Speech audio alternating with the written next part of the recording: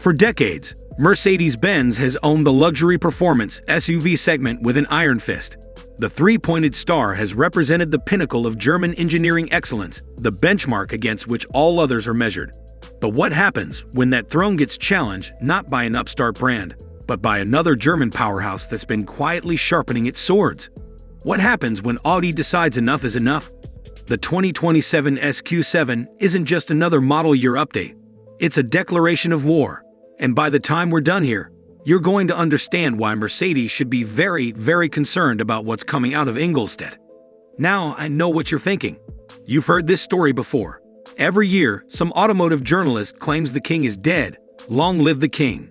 But here's the thing. I've spent the better part of 4 decades evaluating performance vehicles. I remember when the original Quattro shocked the world at rallying circuits. I remember when AMG was still an independent tuning house in a Falterbach. And I'm telling you right now, what Audi has engineered with the 2027 SQ7 represents a fundamental shift in the performance SUV landscape that goes far beyond horsepower figures and 0 to 60 times. This is about philosophy. This is about what happens when a company that pioneered all-wheel drive technology decides to leverage 50 years of accumulated knowledge into a single devastating package. Let me take you back for a moment. When SUVs first entered the performance conversation, they were curiosities. Vehicles that shouldn't work on paper, but somehow did. We grew up in an era when sports cars were low, light, and lithe. The idea of a 2.5-ton vehicle attacking a corner with genuine conviction seemed preposterous. But Mercedes understood something fundamental about human nature and automotive desire. They understood that people wanted space, utility, and luxury without sacrificing the visceral thrill of serious performance. The first ML63 AMG in 2006 was a revelation. Crude by today's standards, certainly, but it opened a door that would never close. Audi came to this party late. The first generation SQ7 arrived in 2016 with an interesting proposition: a diesel engine in a performance SUV. Europeans understood this immediately. Americans scratched their heads. But that diesel, with its electric compressor technology, hinted at something important about Audi's approach. While Mercedes was content to throw displacement and cylinders at the problem, Audi was thinking about efficiency, about technology, about doing more with less.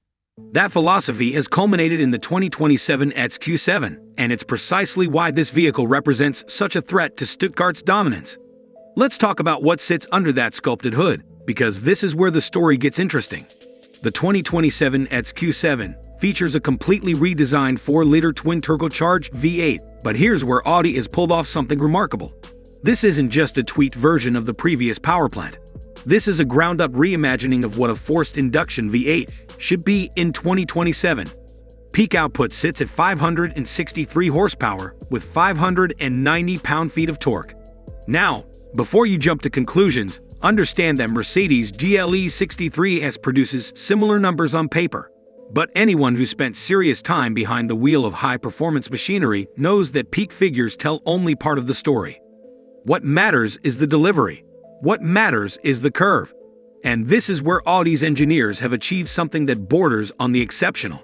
That 590 pound-feet of torque.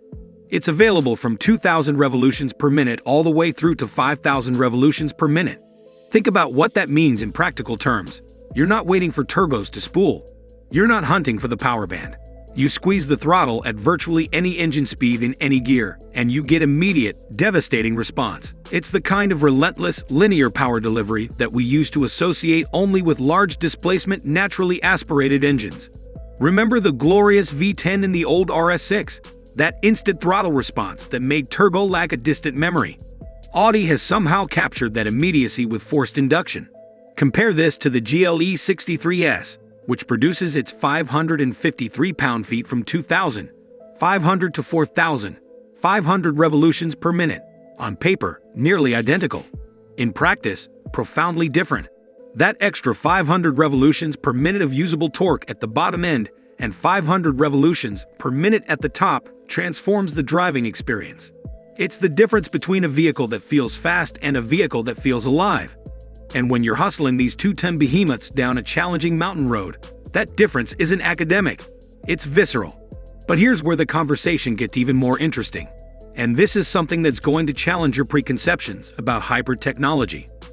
The 2027 SQ7 incorporates a 48-volt mild hybrid system that isn't just there to satisfy emissions regulations. This is performance-oriented electrification done right. The integrated starter generator can provide an additional 16 horsepower and 110 pound-feet of torque during acceleration, filling in any remaining gaps in the power delivery. But more importantly, it eliminates turbo lag entirely. During the milliseconds it takes for exhaust gases to spool those turbochargers, that electric motor is already pushing you forward.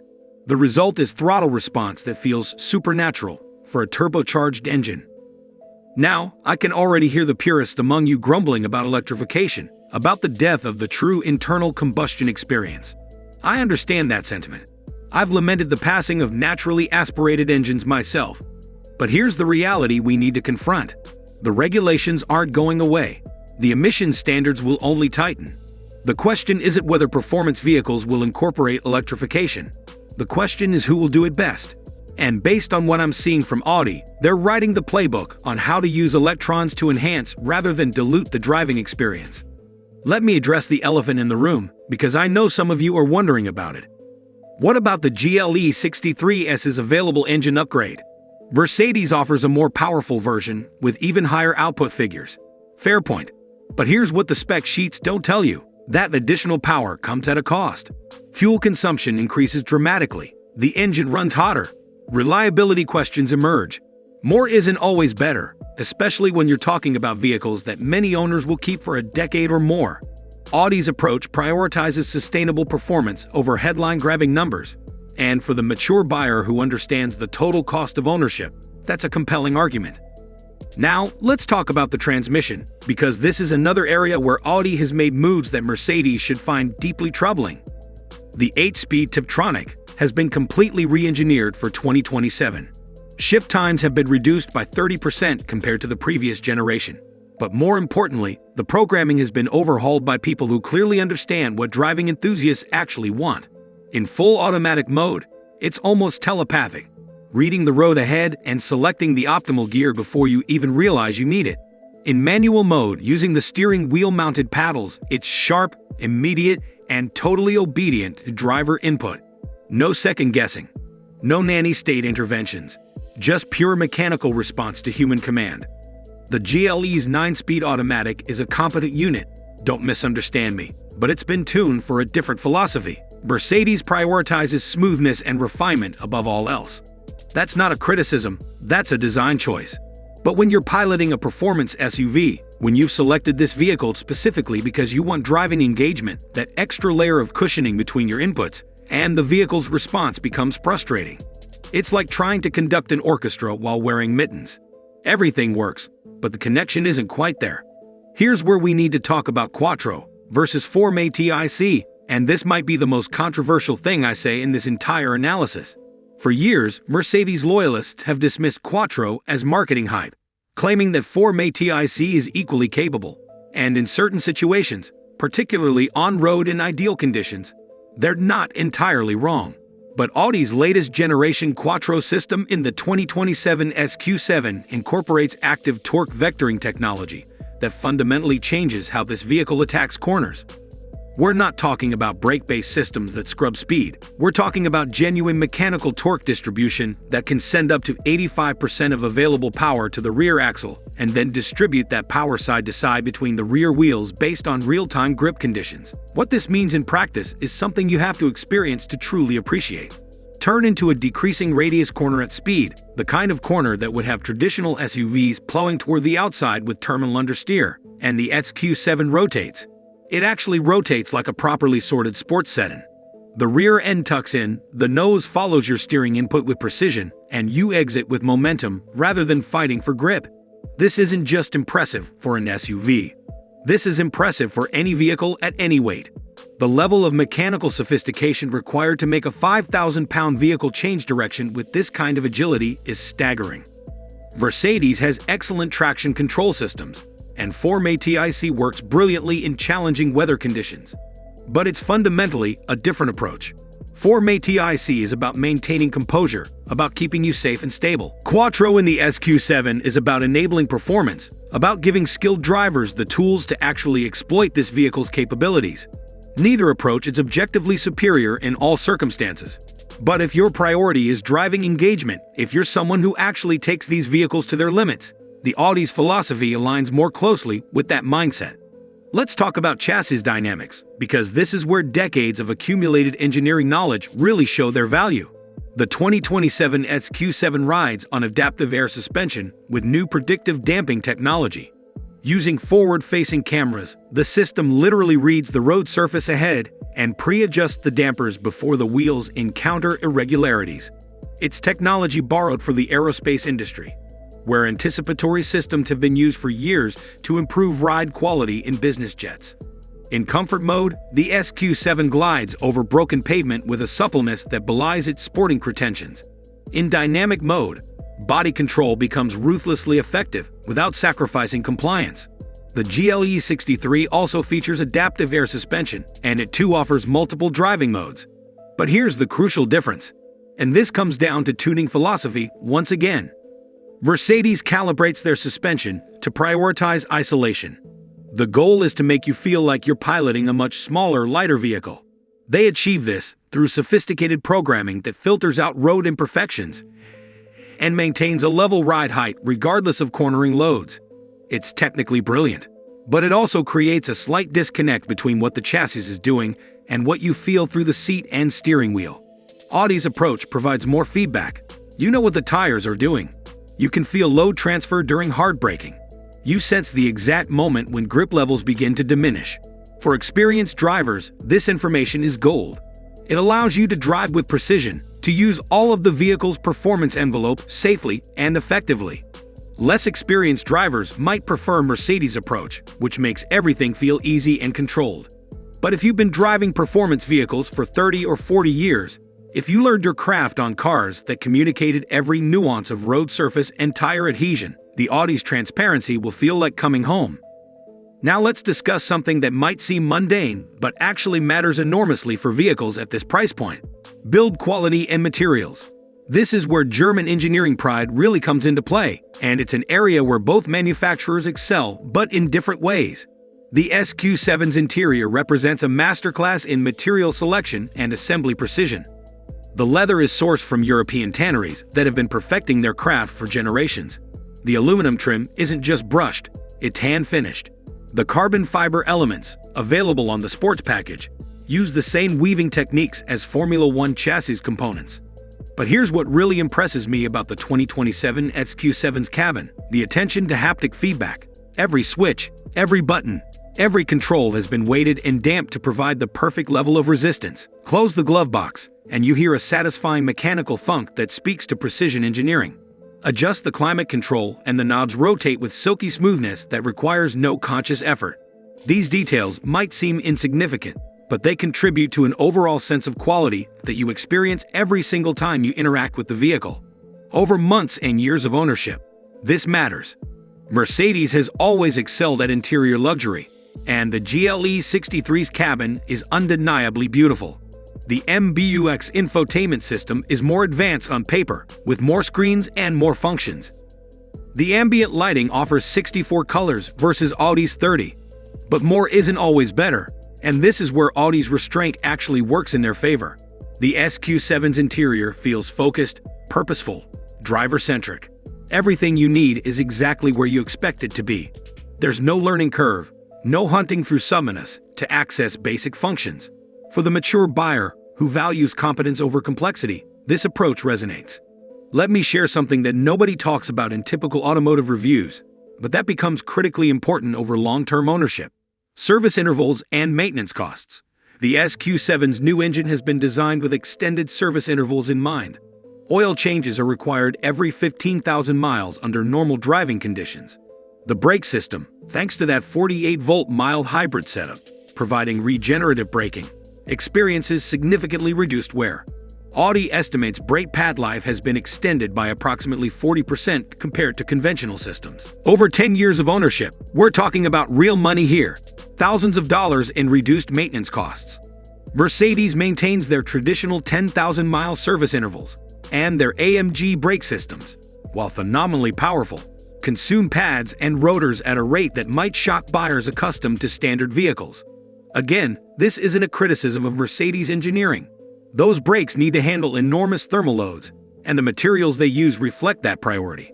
But for the buyer doing the total cost calculation, factoring in not just the purchase price but the ongoing expense of maintaining these sophisticated machines, the Audi presents a more economical proposition. Here's something that's going to surprise you, and it's a revelation that came only after extensive testing on varied roads across multiple countries.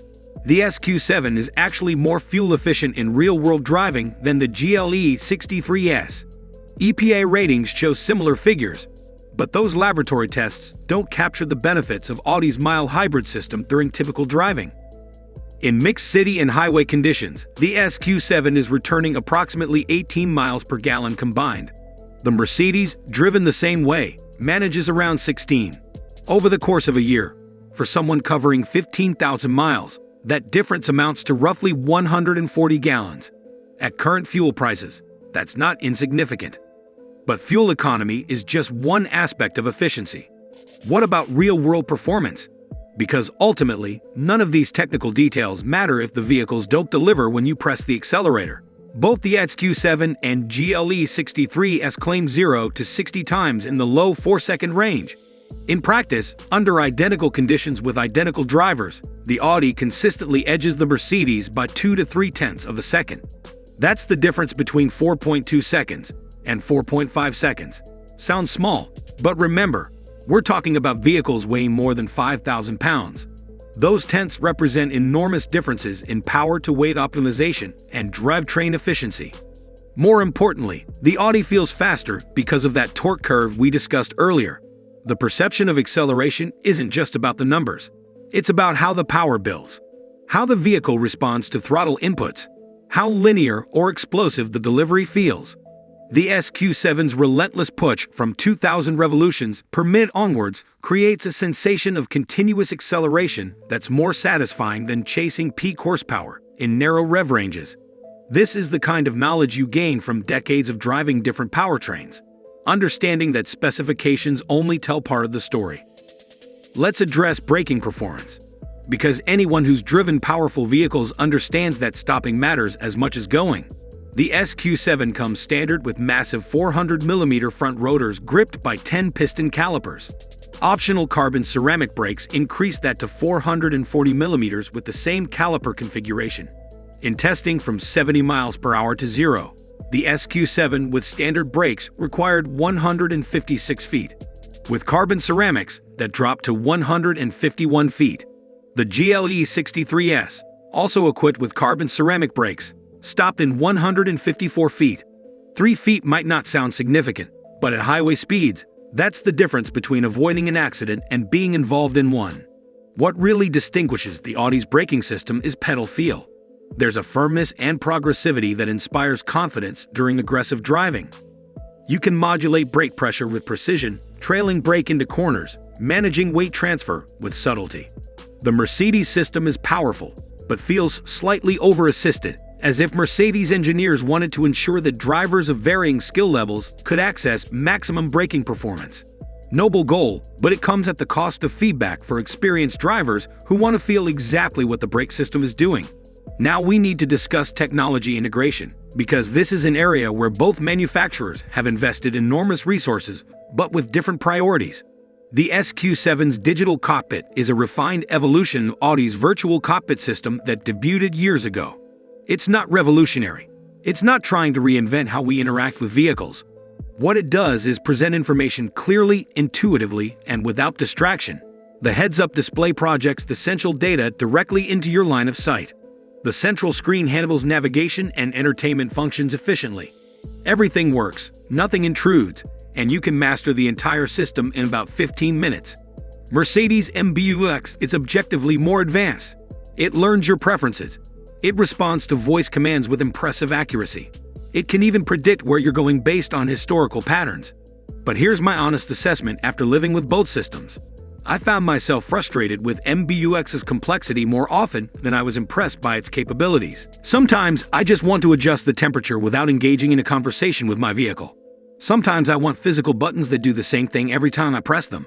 The SQ7's blend of digital sophistication and traditional controls hits a sweet spot that I suspect many mature buyers will appreciate. Let me share something controversial but important. Badge prestige still matters in this segment, but not the way it did 20 years ago. There was a time when the three-pointed star carried cachet that Audi's four rings simply couldn't match. But the world has changed. Audi's success in motorsport, their technological innovations, their design language, all of these factors have elevated the brand to equal status among informed enthusiasts. The SQ7 badge carries its own weight now, representing a specific philosophy of performance that's just as valid as AMG's approach. Talk to younger buyers, and they might still give Mercedes the edge in prestige. But talk to buyers in their 50s and 60s, people who've owned multiple luxury performance vehicles over their lifetimes, and you'll find a different perspective. They remember when Audi was the underdog, when Quattro was dismissed as a gimmick. They've watched the brand evolve, refine, improve. They appreciate the engineering substance behind the marketing. For this demographic, choosing the SQ7 over the GLE 63 isn't settling. It's making an informed decision based on driving priorities rather than brand mythology. Let's talk about real-world usability, because these are vehicles that need to function as daily transportation, not just weekend toys.